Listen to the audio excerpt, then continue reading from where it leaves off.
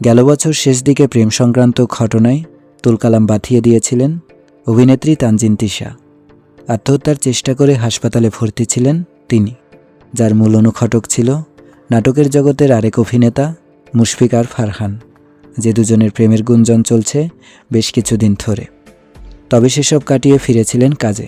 একসঙ্গে দুজন দেশ ও দেশের বাইরে নাটকের শুটিংও করেছেন।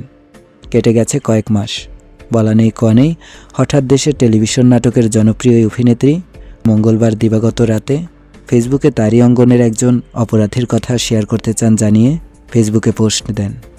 তিশার এই পোস্টটি নিয়ে যখন আলোচনা শুরু হয় তখন সেটি তিনি সরিয়ে নেন। গত বুধবার সকাল থেকে তানজিন তিশার সেই পোস্টটি দেখা যাচ্ছে না। তবে পোস্টটি দেখা না গেলেও সেটার স্ক্রিনশট ছড়িয়ে পড়ে বিভিন্ন জনের কাছে। তানজিন তিশা লিখেছেন, আমি যদি চাই আমাদের অঙ্গনের একজন ক্রিমিনালের গল্প শেয়ার করতে পারি। শুধু তাই নয়, আমার সেই সাহস যেমন আছে তেমনি আমার কাছে যাবতীয় প্রমাণও আছে। মনে রাখবে, আমি তোমাকে সবার কাছ থেকে বাঁচিয়ে দিয়েছি, তোমার খারাপ কাজ কাউকে জানতে দেইনি।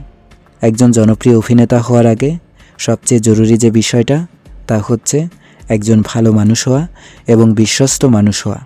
তানজিন তিশার কথা এটা পরিষ্কার, তিনি তার কোনো সহকর্মী অভিনয় শিল্পীর কথা বলেছেন যার সঙ্গে তার সম্পর্কটা ব্যক্তিগত।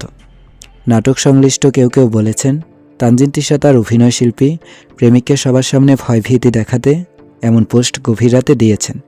এরপর তাদের বোঝাপড়া হয়তো ঠিক হয়েছে, তাই পোস্ট সরিয়ে নিয়েছেন।